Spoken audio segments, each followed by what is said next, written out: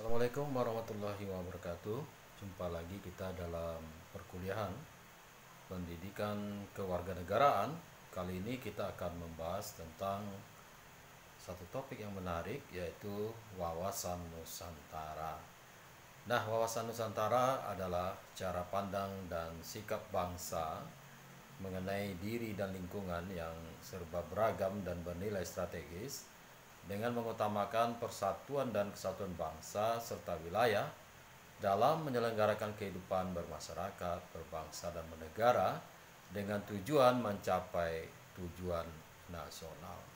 Adapun tujuan wawasan Nusantara secara garis besar yaitu ada dua. Yang pertama yaitu tujuan wawasan Nusantara keluar dan tujuan wawasan Nusantara ke dalam.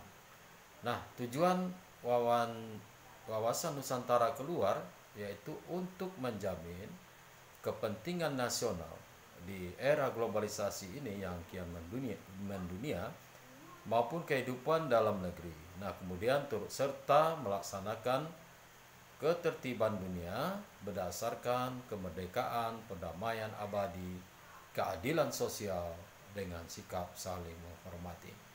Nah, bangsa Indonesia harus terus-menerus mengamankan dan menjaga kepentingan nasionalnya dalam kehidupan internasional di semua aspek kehidupan, baik itu politik, ekonomi, sosial budaya, maupun pertahanan dan keamanan, demi tercapainya tujuan nasional yang tertera di dalam Undang-Undang Dasar 1945.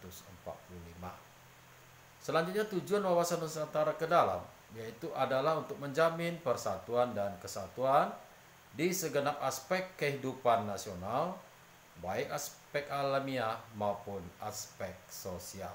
Nah, oleh karena itu bangsa Indonesia harus meningkatkan kepekaannya dalam berupaya mencegah faktor-faktor penyebab timbulnya disintegrasi bangsa sedini mungkin. Juga terus mengupayakan terjaganya persatuan dan kesatuan dalam kebinekaan. Nah, para ahli banyak yang memberikan pengertian tentang wawasan Nusantara ini. Di antaranya Profesor Wan Usman mengatakan bahwa wawasan Nusantara adalah cara pandang bangsa Indonesia mengenai diri dan tanah air sebagai negara kepulauan dalam segala aspek kehidupan yang beragam. Nah, begitu juga Munajat Danu Saputro mengatakan bahwa wawasan Nusantara itu adalah cara pandang bangsa Indonesia tentang diri dan lingkungannya dalam eksistensi yang saling berhubungan serta penerapannya di tengah lingkungan berdasarkan azas Nusantara. Nah, azas Nusantara sendiri merupakan suatu ketentuan dasar yang harus ditaati, dipatuhi, dan dipelihara agar kepentingan nasional dapat terwujud. Nah, cara pandang bangsa Indonesia tentang diri dan lingkungannya juga harus sesuai dengan ide nasional, yaitu Pancasila, sebagai aspirasi suatu bangsa yang merdeka, berdaulat, dan bermartabat di tengah-tengah lingkungan yang menjiwai tindak kebijaksanaan dalam mencapai tujuan perjuangan bangsa. Nah, selanjutnya Sumarsono mengatakan bahwa wawasan Nusantara merupakan nilai yang menjiwai segenap peraturan perundang-undangan pada setiap strata di seluruh wilayah negara, sehingga menggambarkan sikap dan perilaku, paham, serta semangat kebangsaan atau nasionalisme yang tinggi dan merupakan identitas atau jati diri bangsa Indonesia.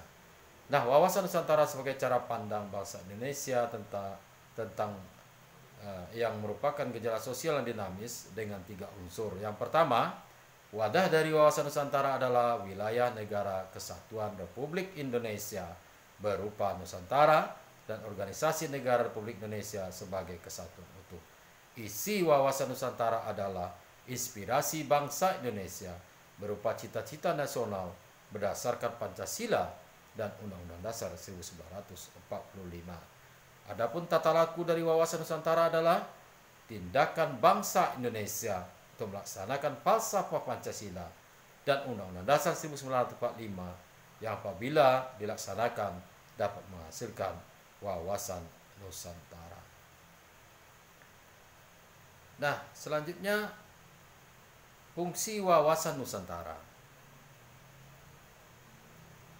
Tujuan wawasan Nusantara adalah mewujudkan nasionalisme yang tinggi di segala aspek kehidupan rakyat yang lebih mengutamakan kepentingan nasional dibanding kepentingan individu, kelompok, golongan, suku, atau daerah.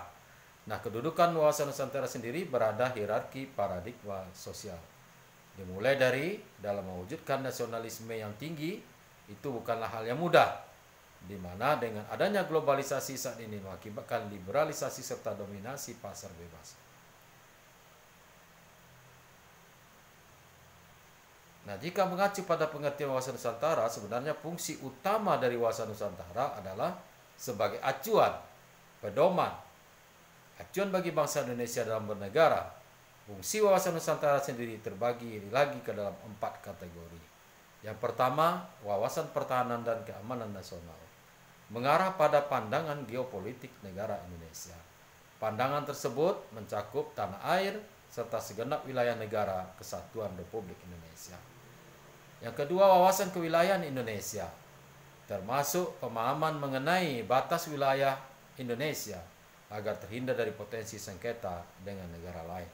Yang ketiga, wawasan pembangunan dengan beberapa unsur di dalamnya seperti sosial politik, kesatuan politik, pertahanan serta keamanan negara, ekonomi dan sosial ekonomi.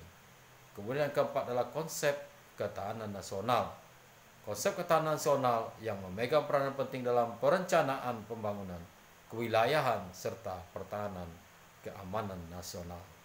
Adapun azas wawasan Nusantara merupakan kaidah atau ketentuan dasar yang wajib dipatuhi, dilakukan serta dijaga oleh seluruh elemen masyarakat agar tercipta perdamaian serta keseimbangan di Indonesia. Secara keseluruhan ada 6 azas wawasan Nusantara yang wajib kita ketahui. Yang pertama, azas solidaritas. Solidaritas adalah perasaan emosional dan moral yang terbentuk pada hubungan antar individu atau kelompok berdasarkan rasa saling percaya, kesamaan tujuan dan cita-cita, adanya kesetiakawanan dan rasa sepenanggungan. Sikap solidaritas sendiri merupakan bentuk kepedulian terhadap orang lain. Sikap solidaritas sudah selayaknya dijalankan oleh seluruh masyarakat Indonesia tanpa membeda-bedakan dari dan kepada siapa. Kesetiaan menjadi tonggak utama dalam menciptakan persatuan serta kesatuan suatu negara. Rasa setia kawan atau solidaritas dapat menjadi kekuatan tersendiri untuk mewujudkan tujuan dan cita-cita nasional. Kemudian azas kejujuran. Kejujuran dalam berpikir serta bertindak menjadi sebuah azas wawasan Nusantara yang sangat penting. Berani berpikir dan bertindak hanya yang sesuai dengan fakta serta kenyataan wajib dilakukan demi tercapainya kemajuan. Yang ketiga, azas kesamaan tujuan. Mempunyai tujuan serta kepentingan yang sama. Sebagai contoh, di masa kemerdekaan, saat semua rakyat Indonesia melakukan perjuangan bersama-sama mengusir para penjajah. Yang keempat, azas keadilan. Seluruh elemen masyarakat mempunyai hak yang sama dalam mendapatkan keadilan dan mewujudkan tujuan serta cita-cita nasional. Tidak boleh merugikan pihak tertentu maupun mengutamakan kepentingan kelompok atau golongan sendiri. Hal ini berlaku dalam segala aspek kehidupan bernegara, baik keadilan secara hukum, ekonomi, politik, serta sosial. Yang kelima adalah azas kerjasama. Dengan adanya kesadaran pada tujuan serta kepentingan yang sama akan menciptakan kerjasama antar elemen masyarakat. Kerjasama serta koordinasi tersebut dapat dilaksanakan atas dasar kesetaraan agar terciptanya efektivitas dalam mencapai tujuan bersama. Sebab kebersamaan dan gotong royong ini akan memudahkan serta meringankan suatu pekerjaan, termasuk dalam menghadapi tantangan terhadap implementasi wawasan Nusantara.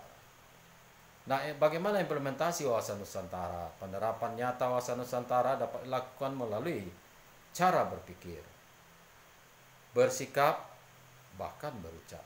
Contoh, penerapan wawasan Nusantara sendiri mulai dari menjadikan Pancasila sebagai falsafah dan pedoman hidup bernegara serta bermasyarakat. Hal ini bisa atau dapat dilakukan dengan tindakan nyata sehari-hari yang mencerminkan nilai-nilai religius, kekeluargaan, serta menjaga persatuan sesuai dengan Pancasila. Sikap cinta tanah air yang diwujudkan dengan adanya sikap yang lebih menitik beratkan pada kepentingan bangsa serta negara di atas kepentingan pribadi, golongan, serta agama, mewujudkan pembangunan bangsa dengan tindakan nyata serta prestasi. Nah, penerapan wawasan Nusantara dan tantangan dihadapi dalam perwujudannya di era globalisasi saat ini, yaitu implementasi di bidang pertahanan dan keamanan. Wawasan Nusantara di bidang pertahanan dilakukan dengan membentuk sikap dan kedisiplinan diri dalam membela tanah air, serta melaporkan segala hal yang mengganggu keamanan pada aparat yang berwenang, meningkatkan rasa persatuan serta solidaritas, baik dalam satu daerah atau sama atau daerah yang berbeda. Terakhir, membangun sarana serta prasarana baik kegiatan atau aktivitas pengamanan di wilayah Indonesia. Implementasi di bidang politik. Implementasinya adalah dalam pelaksanaan kehidupan politik Indonesia. Terdapat juga dalam undang-undang, misalnya undang-undang partai politik, undang-undang pemilu. Dan implementasi wawasan Nusantara di bidang politik juga dimaksudkan untuk menciptakan pemerintahan yang kuat, bersih, dan dapat dipercaya oleh masyarakatnya. Contoh implementasi wawasan Nusantara di bidang politik, yakni menjalankan komitmen politik pada lembaga pemerintahan serta partai politik dalam rangka meningkatkan persatuan serta kesatuan bangsa. Keikutsertaan Indonesia dalam politik luar negeri dan memperkuat korps diplomatik untuk menjaga seluruh wilayah Indonesia. Pelaksanaan pemilu dengan sistem demokrasi menjunjung tinggi keadilan, mengembangkan sikap pluralisme dan HAM untuk mempersatukan keberagaman di Indonesia. Adapun implementasi di bidang ekonomi, wawasan Nusantara di bidang ekonomi terdapat pada pemanfaatan kekayaan alam di Indonesia sambil menjaga kelestarian lingkungan hidupnya. Kekayaan dan letak geografis Indonesia yang strategis dapat dimanfaatkan dengan maksimal untuk perekonomian negara. Orientasi bidang ekonomi di sektor pemerintahan, industri, serta pertanian. Pembangunan ekonomi yang seimbang serta adil di tiap-tiap daerah Indonesia sehingga tidak terjadi kemiskinan di daerah tertentu. Otonomi daerah sendiri diharapkan dapat atau bisa menciptakan segala macam upaya keadilan ekonomi. Ini partisipasi seluruh masyarakat Indonesia dibutuhkan dalam pembangunan ekonomi. Hal ini kemudian akan didukung dengan pemberian fasilitas kredit mikro guna mengembangkan usaha kecil. Nah, implementasi di bidang sosial, wawasan Nusantara di bidang sosial berada pada saling menghargai, menghormati setiap perbedaan atau keragaman yang ada di tanah air, mulai dari perbedaan suku, ras, agama, hingga budaya. Upaya lainnya juga ada pada pelestarian dan pengembangan budaya Indonesia, dan menjadikan budaya sebagai tujuan wisata yang memberikan sumber penghasilan daerah atau nasional, menjaga keberagaman Indonesia baik dari segi budaya, bahasa, serta status sosial, dan juga mengembangkan keserasian di dalam kehidupan bermasyarakat. Nah, tantangan-tantangan yang akan dihadapi dalam mengimplementasikan wawasan Nusantara di era modern dan globalisasi ini, ya diantaranya adalah kesadaran warga negara. Jadi pandangan Indonesia tentang hak dan kewajiban manusia Indonesia mempunyai kedudukan hak dan kewajiban yang sama. Kesadaran bela negara dalam mengisi kemerdekaan, perjuangan yang dilakukan adalah perjuangan non-fisik untuk memerangi keterbelakangan, kemiskinan, kesenjangan sosial, penguasaan iptek, peningkatan kualitas SDM, memberantas KKN, transparan, dan pemeliharaan persatuan. Yang pertama adalah perkembangan pesat teknologi. Perkembangan teknologi serta perkembangan masyarakat global dikaitkan dengan dunia tanpa batas, yang tentu saja menjadi tantangan tersendiri untuk wawasan Nusantara, mengingat perkembangan ini dapat mempengaruhi pola pikir, pola sikap, dan pola tindak masyarakat dalam berbangsa dan bernegara. Yang kedua yaitu kapitalisme, yang merupakan satu sistem ekonomi yang berdasarkan kepada hak milik swasta atas beragam barang dan kebebasan individu untuk mengadakan perjanjian dengan pihak lain dan berkecimpung dalam aktivitas ekonomi yang dipilihnya sendiri berdasarkan kepentingan sendiri serta mencari laba untuk dirinya sendiri. Kemudian adalah yang ketiga, pemberdayaan masyarakat, beri peranan dalam bentuk aktivitas dan partisipasi masyarakat untuk mencapai tujuan nasional hanya dapat dilaksanakan oleh negara maju dengan bottom up planning, dari bawah ke atas, dari masyarakat ke atas. Sedangkan untuk negara berkembang dengan adanya keterbatasan kualitas SDM sehingga diperlukan landasan operasional, garis-garis besar haluan negara tentunya, ya, atau garis-garis besar pembangunan nasional. Kondisi nasional yang tidak, pembangunan yang tidak merata mengakibatkan keterbelakangan, dan hal ini merupakan ancaman bagi integritas, Pemberdayaan masyarakat diperlukan terutama untuk daerah-daerah tertinggal. Setiap warga negara sesungguhnya mempunyai hak dan kewajiban yang sama dalam membela negara dan bangsa. Dengan konsep wawasan Nusantara secara geografis, Kepulauan Indonesia merupakan satu kesatuan yang utuh dengan melihat kepada kesatuan politik, ekonomi, sosial, budaya, dan hankam. Baik, demikianlah pilihan kita hari ini tentang wawasan Nusantara pada pertemuan yang pertama ini. Tentunya bagian yang pertama ya, nanti akan kita lanjutkan di bagian kedua lebih dalam lagi kita mengupas tentang wawasan Nusantara serta implementasinya dalam kehidupan masyarakat berbangsa dan negara Indonesia, sehingga masyarakat menyadari apa itu konsep wawasan Nusantara dan bagaimana mengimplementasikannya dalam kehidupannya bermasyarakat berbangsa dan negara. Terima kasih perhatiannya, mudah-mudahan bisa dipahami. Assalamualaikum warahmatullahi wabarakatuh.